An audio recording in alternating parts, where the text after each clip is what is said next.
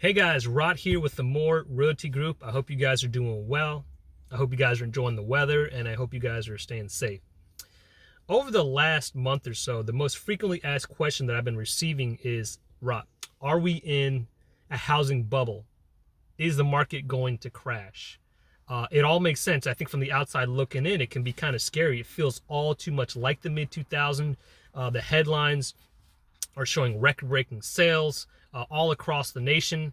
You're seeing buyers waiving contingencies, buyers having to pay 10, 15, 20, 25% greater than list price just to get under contract. And you're seeing homes with offers in the teens and in certain cases even higher, which is all phenomenal. Phenomenal. It's a great time to be a seller, quite frankly, in this market. So to get back to the question, are we in a housing bubble?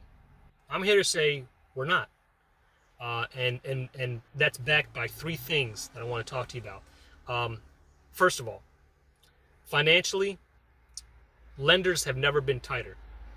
This is a very different lending climate than what it was during the mid-2000s, which led to the bubble and eventually the recession. Back then, as long as you had a pulse, as long as the no-doc loans existed, where they didn't need to check out or verify anything, and again, as long as you had a pulse, anyone working at McDonald's, no knock on McDonald's, but if you're making $30,000 a year, you'd still qualify for a $500,000 mortgage. The math just didn't add up back then, okay?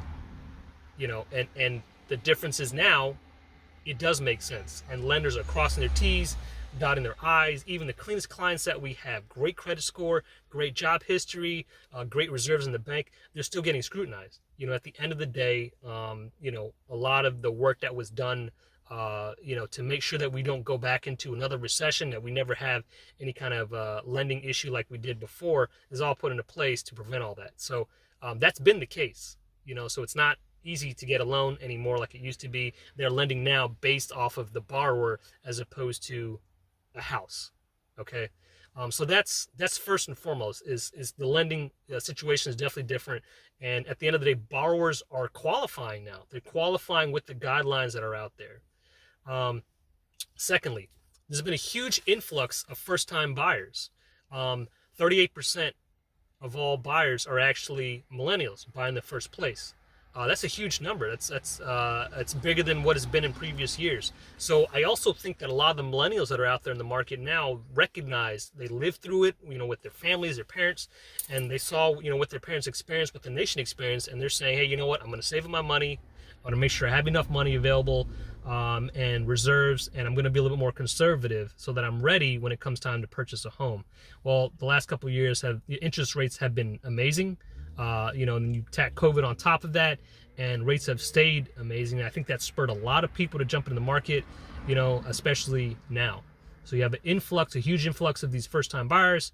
And you're talking about potential tax incentives that are being talked about with the administration right now. That's even pushing things they're going to push things into a different level. So that's secondly. Third, and lastly, is the market. This is the biggest culprit.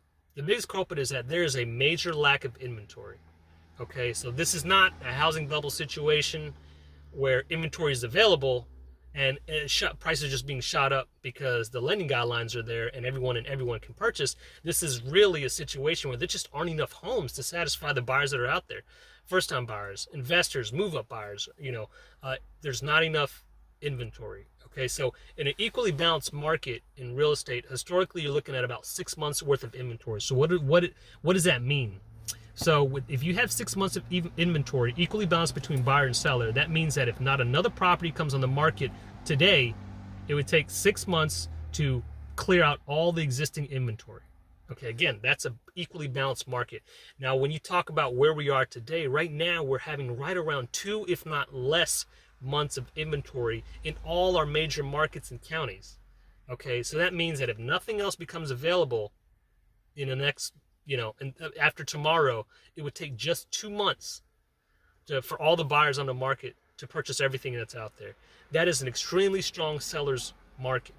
Okay, so there just isn't enough inventory. To tie into that and to kind of finish out the conversation, I feel like a lot of that is because, one, the number of those first time buyers is strong. And normally what would happen is you'd have the move up buyers. You'd have more move up buyers. So those are people that own their first home. They're looking to move up. Maybe their family's growing. Maybe the job situation changed. Whatever the situation is, but they're moving into something else that's different, generally something larger, what have you. But what's happened is there is a fear amongst some of those homeowners that, you know what, if I can sell my place, great, but where am I going to move to? Where am I going to go? I don't want to be in a situation where I'm homeless. I don't want to be renting, temporarily somewhere. That's a huge hassle for me. I have a place to live, so I'm just going to ride it out and see what happens. And because there's less people that are selling their home because they're afraid they can't find the next home, that in turn is sort of bottlenecking the buyers that would be those first time buyers into buying their homes. Okay. So I don't have a crystal ball. This is just my 2 cents. But based off of what I see in conversations I've had with people, those are some of the big concerns. And, we are due for, some sort of market correction. There will be. When it happens, we don't know. I would say for the remainder of the year, we're looking at we're going to continue to have a strong seller's market, which has been over the last 5 years anyways, but it will continue to be strong. However, the spring is around the corner. I am starting to see more inventory available, so maybe things will slowly start to shift.